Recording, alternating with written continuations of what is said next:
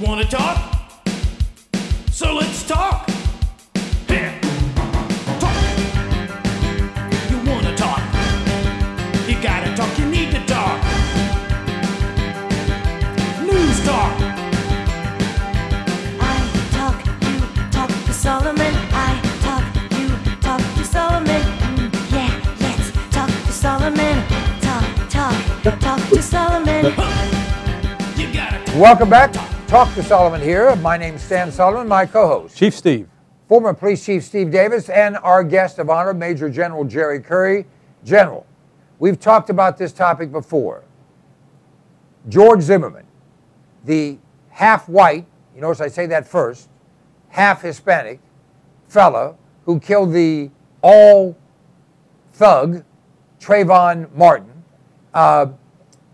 It seems as though the police, doing what police do, gave him a lie detector test the very next day after they had stitched him up, stopped the bleeding, and straightened his nose back up, all of which had been damaged substantially.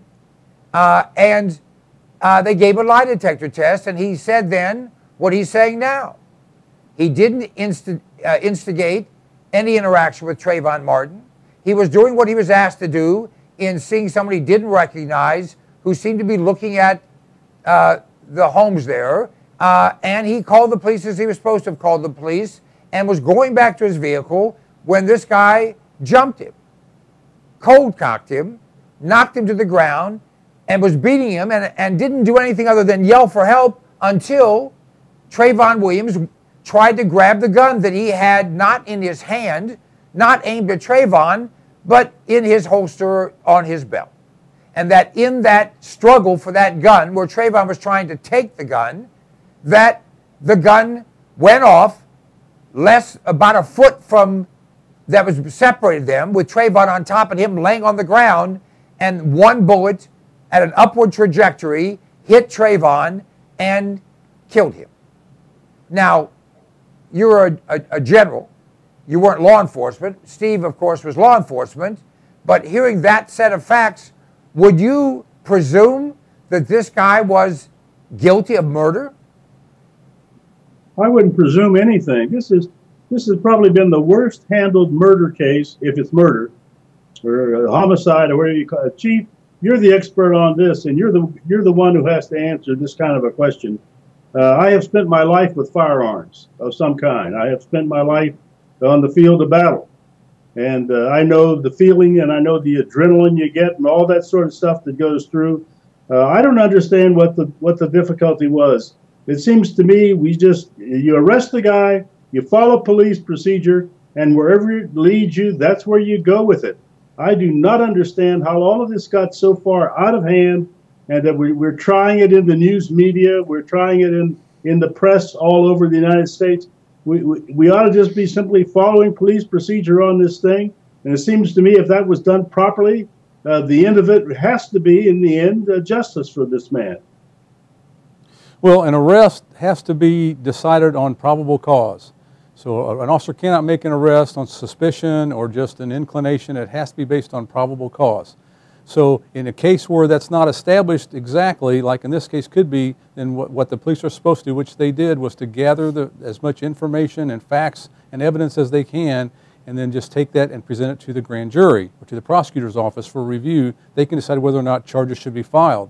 But in this case, what happened was the mainstream media, following their motto of never let the truth get in the way of a good story, altered the facts and put out information that was erroneous and chopped up and wrong, which led other people to get involved in this thing with the wrong idea of what happened. And they jumped the gun, they moved the finish line back close to the starting line, and then they messed this case up at that point. But it's the news media's fault for changing the facts and getting other people riled up. But the police were on the right agenda, the right version, and then there was a special prosecutor assigned. She jumped the gun. She's gone way bananas with this whole thing. I saw her statement. She was just slobbering over herself with her closeness to the Trayvon Martin's family. And so this was a biased case. It was set in bias motion by the media, and then more bias was added by the special prosecutor. But it's not the police's fault. They were doing their job until they got circumvented by other departments. And the police never did change their mind. They just did as instructed when it was demanded by the prosecutor that they arrest the guy. They arrested the guy, but they didn't go out and kill him in the process of getting him arrested to appease people. I think that's what a lot of people wanted. But here we have a question or a fact that's never been brought out, that if in fact George Zimmerman submitted to and passed a lie detector test, in most cases that's prima facie evidence, assuming it's supported, and it was. He was the one that was hurt. The video showed that he was hurt right after the attack. He was the one with the grass stains on his back. He was the one with the broken nose. Trayvon Martin had only 2 wounds: a bullet in his chest, which killed him, and bruised knuckles. Now, for liberals, for racists, for Democrats, did I just say the same thing 3 times? Oh, yes, you did. That leads up to he's guilty. No, it leads up to they have to say that killing a black man by someone who's not black is a terrible thing, but killing a black man, woman, child, boy, girl by a black man, we shouldn't even talk about it. On the same day that Barack Obama was in Chicago raising money from guilty white folks, there were like, what, 5 murders and 19 people shot that very day and night? And no one says a word. Yep. I just think, to me, it's the chief check me on this. To me, it's a failure of leadership. Whoever the #1 law enforcement officer there in the state is, it seems to me, should have stood up at some point in time and say, listen, this thing is getting out of hand. It's going in all the wrong directions. And here's what we are going to do. You are going to do this, and you are going to do that, and you are going to do that. And you line them up and you make them go down the road and play the game straight. The idea that this man took a lie detector test and I don't know about passing it, but let's assume he did pass it. And it looks at, that's pretty clear evidence to me that probably this guy is not what the news media says about it. But it's just an absolute mess, the whole situation. And it seems to me there ought to be somebody near the top of the ladder in the state who can pull everything together and make it work right. We have a criminal justice system, and the system cannot be dictated by the feelings of a family whose family member has been killed for whatever reason that there is.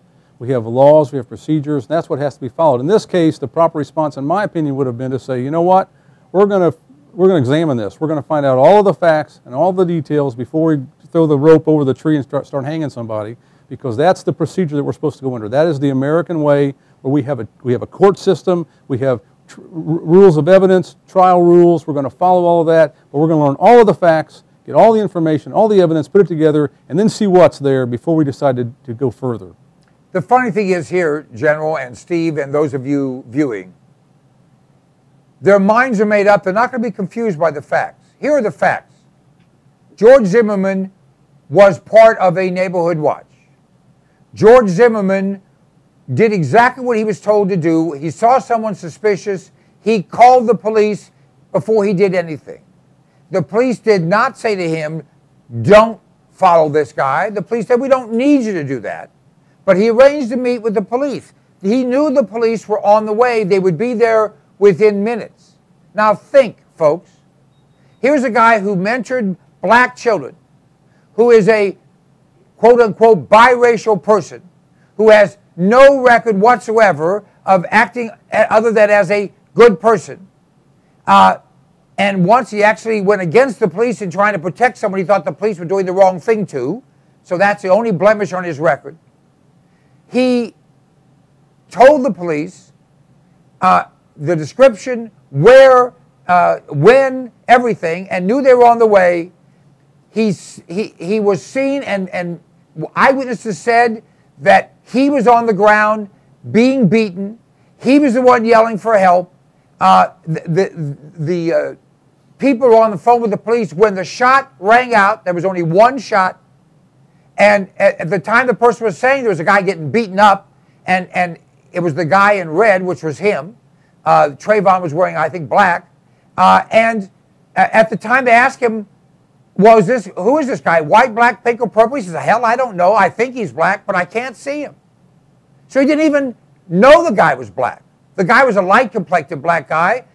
So at any rate, all the evidence pointed that he was the one that was assaulted. He was the one that was on the bottom. He was the one yelling for help. And that the gun was fired in the midst of a fight by the trajectory of the bullet and the proximity of the gun to the wound. And now we're finding out that he took a lie detector test. And by the way, all this transpired. The police looked at everything.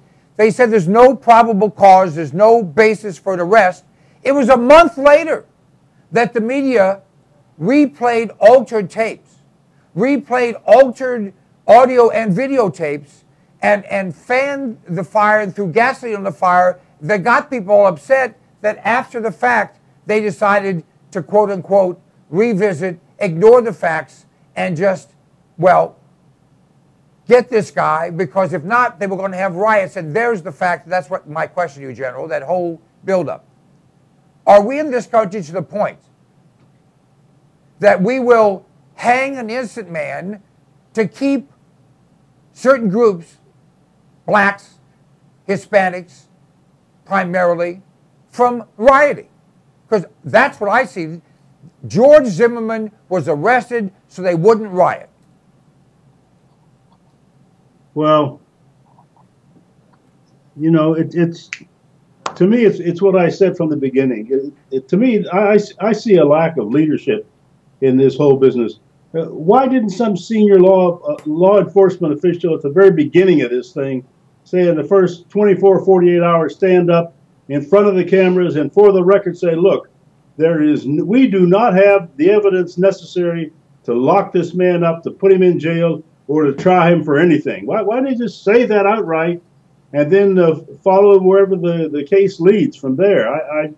I don't see what the deal is that we've got to sit around and play pussyfoot. Our country is not falling apart because we're misinterpreting something, or we're going in the wrong way, or because of racial problems. No, we have a sense, not a sense, but we have a failure of leadership at just about every community, at the community level, state level, certainly at the national level. And, you know, it really won't take that much. I remember very well, and I was in the government at the time, I remember very well when Carter became president, and as time went on, Carter told us, he says, there's a malaise in America. We can't be governed. A president should have one term only, not 2 terms. He should have 6 years, and that's it. The job is just too hard. We just can't get it done.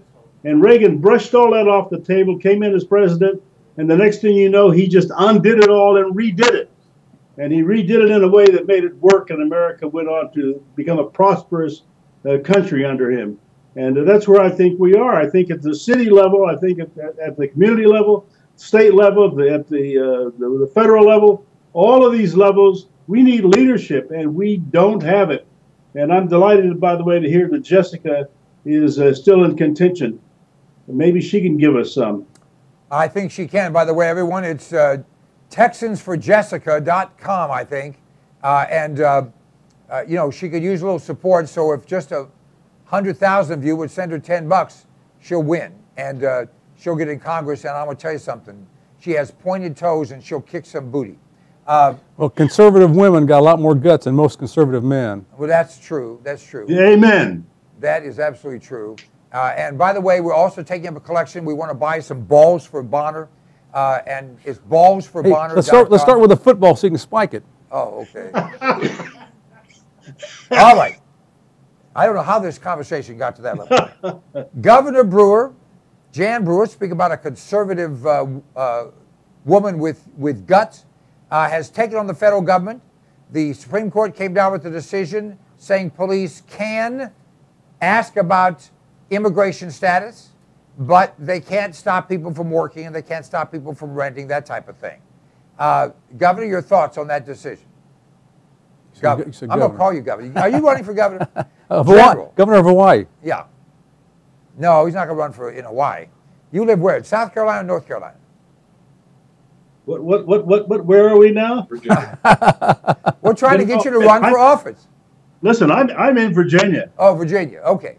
Yeah, you know, the birthplace of our nation. That's true. That's true. At any rate, what is your feeling about the immigration decision handed down by the Supreme Court? I think they were gutless. I was glad that they took a little piece of it and passed it so that Obama couldn't gloat that he had won 100%. I was delighted that they did that, but I think it's a gutless decision. They know very, very, very well that the states have every right to protect their citizens, and they certainly have the right to enforce federal law. And so they should have backed all the states, and they should have thrown everything else out from the Obama administration. And unfortunately, that they didn't do that. I pray that somewhere in this process, they have some kind of guts when it comes to Thursday, and they talk to us about Obamacare. Well, from your mouth to God's ear. Chief? Well, the federal government is required to protect states from invasion from other countries. So if a state's being invaded by illegal persons from another country, the federal government is required to stop that and protect them from that activity. If they won't, the Supreme Court should have at least added in there that the states can then do something about it, which is what's happening today. Well, we will see once Ginsburg joins her four fathers and four mothers and foreskins wherever she's going. I believe that we will see a much more conservative court because Kennedy is the reason that they didn't stand up. He's been the swing vote, and of course we'll have to see what he does in Obamacare. Who knows what they're sending him in the way of bribes, because that's what liberals do. Now, Romney, who is hardly Mr. Conservative, said the states should have more power to protect themselves and enforce federal law. I was encouraged by that. Your thoughts, General? I was encouraged by it also. I agree with you, by the way, on Romney. He's not my idea or my cup of tea as far as a conservative leader goes, but my Lord, he is head and shoulders over Obama. And I'm so glad that we have him. I have a feeling that he's going to run really decently, and I think that there's a good chance that he will win, and that we'll get some, and maybe we'll get another Supreme Court justice that's a conservative. Wouldn't that be wonderful? Would be more than wonderful. It would be, well, we need Supreme Court justices that will support the Constitution, whatever that is. They don't need to be liberals or conservatives. They just need to be people that will support the Constitution, how it's written, and what it means. Amen. Unfortunately, we haven't been able to depend on their testimony, their track record, or their words, because I am firmly convinced that Kagan, whatever her first name is, Dwarf, I think that she calls and texts Obama during Supreme Court deliberations. I think she is his hack, his extension, and that she has no respect for or commitment to the United States or its institutions. And I think that Obama knows exactly what's going on inside the Supreme Court, which is why he threatens the way he threatens, postures the way he postures, and now is hiring thousands of lawyers to deal with the ramifications, because I think he knows the decision on Obamacare. Of course, we'll all know Thursday, and then we'll see. General, any feelings on Kagan's fealty to the Constitution versus Obama? I have a feeling. Unfortunately, I'm not one of the people that usually go down these roads. But I got to tell you, I have a feeling you're right on this thing. I think that Kagan sold her soul. I think that's the way she got the job, and I do believe she's a leaker and a mouthpiece straight from her lips to Obama's ear, quoting a famous radio talk show host. And so I think that is part of what's going on. Unfortunately, it's a time that I don't think in my lifetime we've ever had a Supreme Court that was out leaking their decisions prior to the announcement of the decisions. For me, I think this is the first time that that's ever happened. It's very unfortunate. Yeah, it's not only disingenuous, but it's downright evil, and it certainly does not speak well for this country or for our future as we head down the road on this thing. We need a president who will appoint some people who will stand for the Constitution as justices and who will, pardon me, who will do their very best to keep their mouths shut and to do the job that people have traditionally done in our country and done with dignity, honesty, and decency. I think that I've just come up with the new theme for the Obama campaign. Put depends on me and stop the leaks. Just a thought. Whoa. Well, Keegan is a liberal, and liberals are more than willing to lie, cheat, steal, or murder to get their way. So leaking a little information is nothing for them. All right, we just had a black journalist whose name I don't recall. I think his name was Leaker, but at any rate, who said, and was actually fired, it turns out, because of it, that Romney's only comfortable around white folks. Now, I can't imagine why a liberal, especially a black liberal, would be even given a hard time about saying racist things, because that's all they ever say, and they usually do so with impunity. Is something happening now, General, that they're actually going to hold journalists on the left accountable for their statements?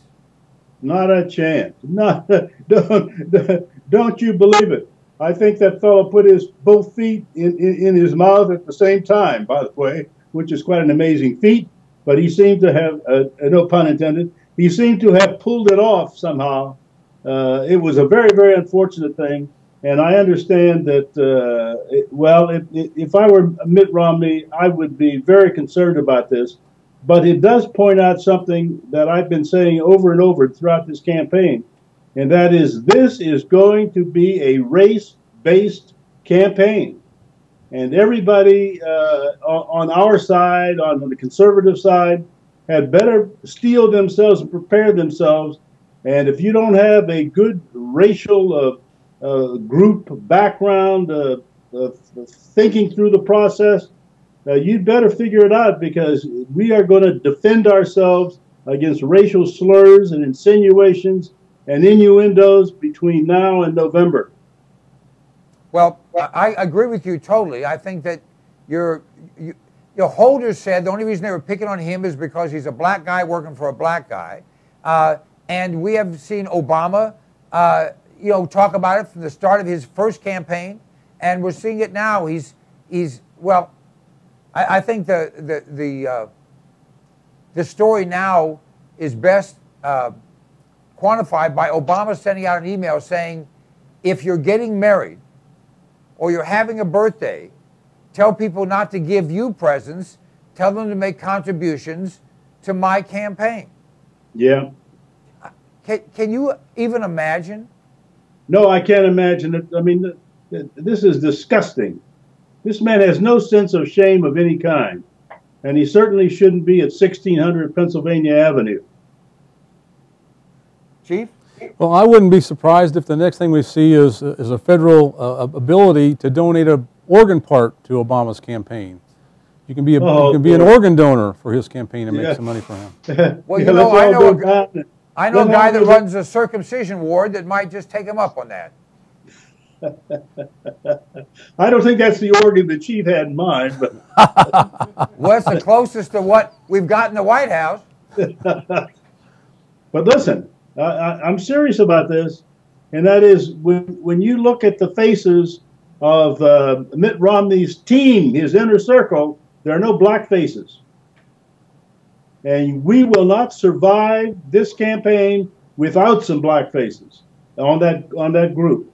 I can't imagine that he can't look out and see a dramatic array. Certainly Dr. Keyes comes to mind, although Dr. Keyes isn't a big fan of Romney. But the Dr.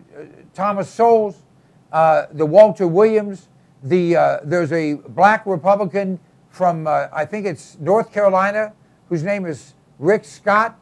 There's innumerable black pundits and authors and speakers. C.L. Bryant, Pastor C.L. Bryant, who's been on this show, is an eloquent speaker. I just can't imagine that they're not going to develop that whole area. I mean, it wouldn't make any sense. Well, they should have developed it 6 months ago, a year ago. I don't understand why they're playing around with this thing. I mean, they're opening the door for Obama to just come in and club them to death with this racial business. And I don't understand it. It doesn't make any sense to me, but that seems to be where we are. And we Republicans don't really seem to understand, that these things count. What people see counts. What they see on television counts. Use Congressman West from down there in Florida. He should be on the ticket. He should be the VP nominee. Yeah, great. I think a black VP is perfect for Mitt Romney. Another part of it, for example, another thing you ask is Rubio, Mitt, there isn't a single one of these guys who's had a day of military service. Though, shouldn't we have somebody on this team that has some military and foreign policy background? Absolutely. And Colonel West fits the bill. Well, gentlemen, we have solved many of the world's problems. The rest will resolve in a couple of weeks when the general is back. Major General Jerry Curry, thank you so much for your time, sir. Thank you, sir. Chief, good night. You too. I love that shirt. Tell Jessica hello for me. We shall, and I want you to watch who you're doing the hula with, okay? Oh, absolutely. Okay. We'll be back shortly, folks, with Dr. Alan Keyes.